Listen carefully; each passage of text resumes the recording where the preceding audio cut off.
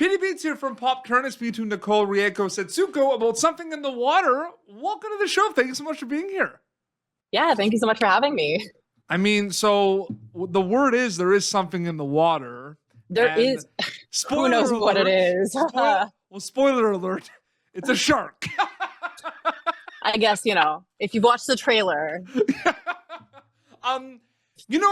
It's so cool because I feel like whether, like auditions or like a script comes your way, there's so much that kind of happens in regards to kind of like reading this script and being like, wow, this is really cool. And then actually going and filming it. So what was that kind of journey like for you from an acting storytelling perspective, like reading it and then like seeing it transform and come to life on the screen? I'm curious about that. Yeah, I mean, honestly, it's actually one of my favorite stories to tell. So I'm really excited you asked. Awesome. Sometimes when you get sides for the auditions, they'll send you the whole script. And like, I was trained, you always read the script. It gives you all the context, which also like, don't you want to know the story? So, yeah. I sat down, I read the script, and I was like, after I read it, I was like, I don't know if I can swear. So I'm going to just say swear word, I was like, I love this script so much. Like I had moments reading it. I was laughing out loud. I cried a couple of times reading the script.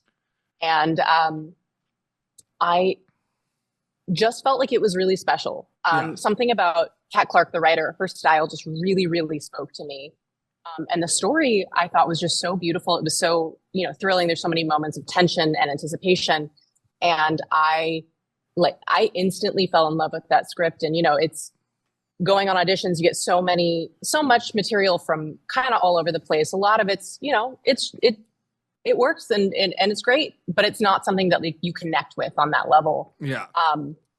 And this was a script that I read and was instantly like, oh, I want to do this so bad, which made me nervous because I'm like 99% of the time, it just doesn't work out. And so I remember I submitted the self-tape for it and was like, okay, I'm going to not think about it. I put everything away and I actually had to fly to go help take care of my grandpa at the time. And so I didn't bring any of my stuff with me because I'm like, usually you don't hear back. So I'm going to not, you just have to forget about it. And that Monday, I flew out on a Friday. That Monday, my agent's like, hey, you have a callback with, the director and casting and producer on Wednesday. And I'm like, cool. I don't have any of my stuff. So I essentially just also because there was some swearing and yelling in the scene for the sides. So I rented a hotel room because it was UK time to my grandpa. He lived in Hawaii. Okay. So it was like 6 a.m. that time. And I'm like, I can't start yelling and swearing loudly in my grandfather's house at that hour. Or usually in general. So I rented a hotel room just, for the night. I went to like Target. I got some ring lights and stuff that I just returned right after. I have a picture of the setup that I used for that callback where it's like the ironing board in the hotel room, lamps that I put tissues over to diffuse the lighting. Like it was a whole, I was like, I'm going to make it work. I want this so badly. And I did it. And I remember thinking like, I hope that was okay. Like, I have no idea. Yeah. There's no way of knowing. And then I think it was about a week later that I get a phone call and it was both my manager and agent on the call. And I'm like, they would not both be on this call if it wasn't a good call. Kind of like a little bit of like a foreshadow, right? Yeah. Oh yeah. And it was, man, I didn't sleep that whole week though, because it's like the closer you get to it, the more it's like, oh, if I don't get it though, like, and so incredibly surreal because I studied in college and undergrad. I did a screen acting degree, but I graduated in 2020. So nothing is going on at that point. And so this is really the first significant project that I booked out of college. And I mean, or in general, I guess, but I never in my wildest dreams would have expected it would have been, a lead in a feature that films in the Dominican Republic. It also all happened so fast because then all of a sudden it's like, oh, okay, now I have to be in the Dominican Republic for a month and a half. 100%. Where do my cats go? Like, But it's funny because your kind of story of like how you got it and everything and the detail, which is amazing, is perfect for my next question because I feel like from a storytelling acting perspective, like you book the role, you go to the Dominican Republic, you film this thing, you rap.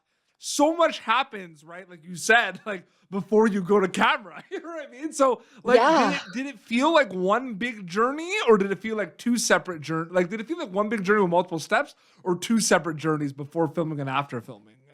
That is such an interesting question. I've never really thought about it in that capacity. It's one of those where I kept telling myself, it'll feel real when, Yeah. it's like, it'll feel real when I sign the contract. It'll feel real when I've flown out there, once we've started filming, once I've wrapped filming. And like, it just is one of those that it kept being like somebody pinch me because this is not real. And I think it really set in when I got there for one. And that first week was just getting to know, the other actresses and Yeah. our stunt doubles. And I think that first day on set, I absolutely went back to my hotel room after and just cried because I was like, this is what I've dreamed of my whole life. Like if you would have told high school me that this is where I would be at this point, I would not have believed it. So I think it's still incredibly surreal. And in that same vein, we left filming in 2022. We did ADR, beginning of 23. And then I didn't get to see it until April, of this year. And it's still one of those where I'm like, that's my face. That's my face that I'm looking at, like it's not. So I feel like it is both fragmented, but also like this big cohesive process. There is, I would say the biggest chunks of it would be the getting cast, memorizing, going out to filming, and then kind of like doing ADR, and then finally getting to see it. I think those were kind of the biggest ways that it was segmented for me, at least. But it's like kind of to add to that too, going back, like taking it all in, right? Like, going back to your hotel room and everything.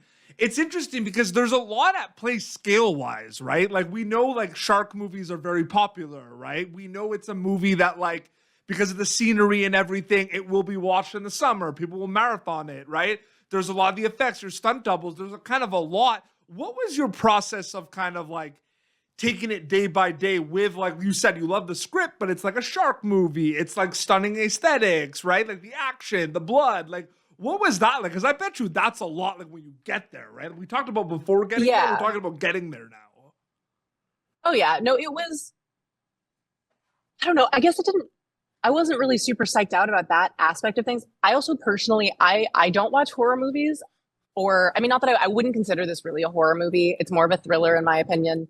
And like, I would still kind of classify it as like a movie with sharks, because I feel like the girls are kind of, or the women are the central figures of it. But I didn't know what to expect. My biggest thing is the anticipation. I get really stressed watching movies like that, where I'm like, oh my gosh, I don't know what's going to happen. So, actually watching the movie stressed me out. But so I didn't really know exactly like this was stressful. Like, oh my gosh, I remember leaving the theater being like, I forgot how stressful this was. I forgot how sad it gets. Like, oh, my heart. But so I didn't really have, a ton of preconceived, notions about it. I was excited, I think, mostly. I think I've always wanted to do something very actiony. It's just, I've always kind of been oriented that way. So I was really excited about kind of figuring out what goes into that. And like on the audition listing, they did say, you need to be a very strong swimmer, obviously, since we're all going to be in the water for a lot. And then also if I had any experience driving a boat, which I had a little bit of experience, that was the most stressful part for me, I think, of anything that I filmed, just because I was actually driving the boat, but there was also the boat with a crane on it, like right next to us. And the boat with a crane with a really expensive camera and all of the important crew. And it's like, okay, drive straight and look like you're having a great time. And I'm like, I am so stressed. Like, well, we had some boat training, but the reason why I smirk a little bit, I'm laughing, is because minor spoiler, by the way, for my viewers who haven't seen it. Minor spoiler now. I always, when I say something, your character is the one that kind of like, because you said like, no, like you said about the boats and everything, your character is the one that's like, slow down. Like, yeah, she knows. She's like, what do you... So it's funny you say that. Okay, I'm wondering if you read this script and you were reading all these characters and did like, sometimes I'm watching this movie and I'm kind of like, oh my God, everyone's driving me crazy. You know what I mean? Okay. Did you get that reading it a little bit? Like specifically your character or other Yes. characters? Like I'm just kidding. Yes. I think also reading it, knowing like, okay, this is who I'm reading it for, from her, Yeah. you know, from her perspective as much as possible. There were a couple of characters that I think I had a harder time right off the bat with. Just, I think also because Cam butts heads a lot with almost everybody at one point or another. Yes. She's a very strong personality.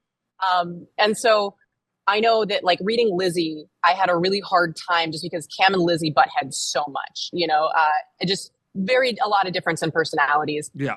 And actually when I read it, it was hard for me to understand why Cam and Ruth were friends. But I have to say big credit to Eloise, the actress. She made Ruth such a grounded, lovely character in a way that I didn't know how it was going to play, you know, reading the script.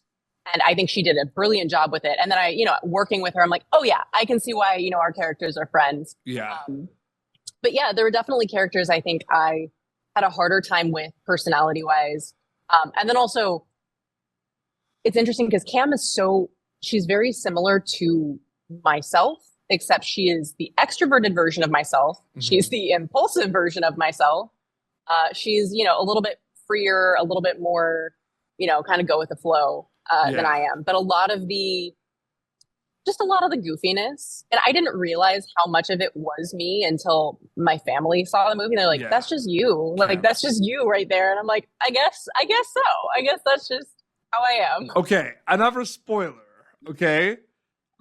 The character that I think about all the time. This is a big spoiler because this is like, okay, huge spoiler, but it's fine. It will be the thing. Okay.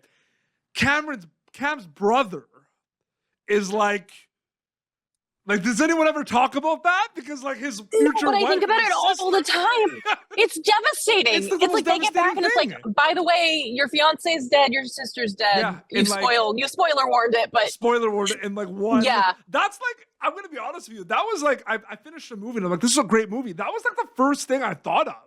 Was like that's what I Cam's was brother. thinking too. I was like, it's so devastating for him. Like, you don't see the aftermath of him. No. I mean, because seeing that would just be heartbreaking. But like, It's even worse actually not seeing it because then you're like, it's gonna like then you're like, you're just left to imagination. Oh man. Yeah. But it's, you know what? The movie does, it's interesting, right? Because, well, did you like the research? So maybe not because you said like you get freaked out. Did you watch a little bit of shark movies or clips for preparation at all, or? Yeah, Okay, I watched. okay. I watched a bit just to kind of like. I didn't want to, but I did. Listen, I love nature documentaries, but I like watching plot of people where I'm like, I don't know, and like what arbitrary thing is going to be the thing that does it. You know, like I get really, you know, I brace myself for jump scares essentially, so then I get jump scared 10 times worse. 100%. But it's interesting because I took in college, I took this class. It was like an English literature class. We read books. It was like a tragedy class, and it broke down all the kind of moments in like a novel, right? Like there's the climax, right? But there's the one I always loved was the point of no return, right? And I feel like in this movie, there's a lot of point of no returns. It feels like. Absolutely. Absolutely. Like as soon as oh my gosh, everything just gets worse and worse. You know what I mean?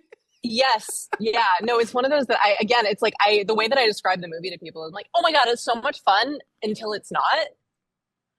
And then it's really sad. Oh, man. Like I forget how sad, like when I read the script the first time and, you know, a couple times as I was going through it, like I cry reading. I mean, part of it is just how beautifully Kat wrote it. Well, there's a setup, both right, in stage direction, like the friction, right? Like which is important and at the like, beginning of the movie, right?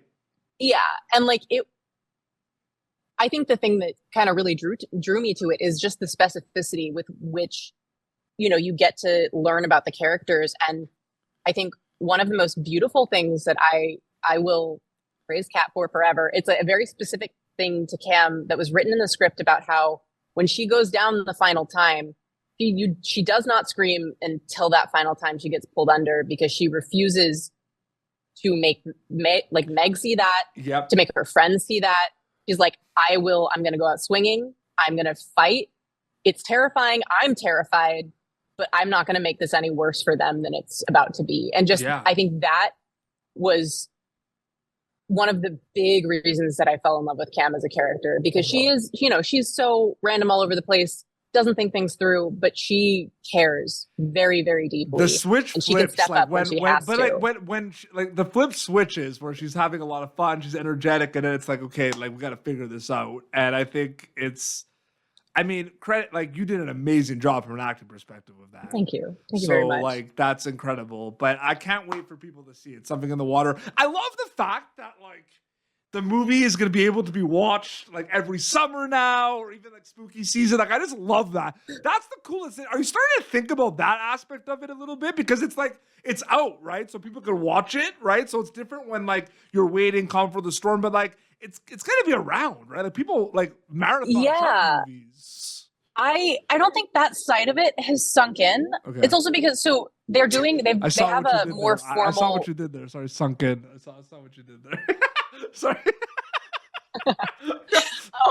But so they haven't released it yet in the UK actually. Okay. So it's releasing more. They're doing more of a theatrical release out there. Okay. And so it is out everywhere in the US. And so it's one of those that I have to remind my friends, like, hey, like, because it was in like I think 10 theaters within the US. Very very light theatrical release just because it is more targeted to the UK, obviously. Yeah.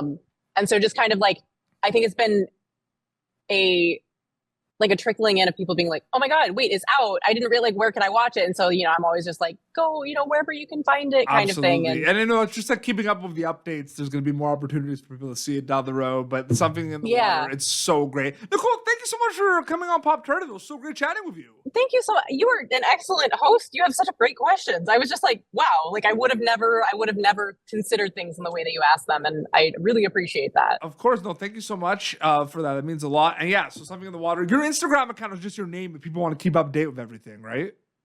Yep, correct. Awesome. Well, this has been Popturnative, youtube.com/Popturnative. For previous episodes, you can catch Nicole Rieko Setsuko as Cam in Something in the Water. Until next time, this is Nicole and Peter Beats signing off. Thank you for tuning in to Popturnative.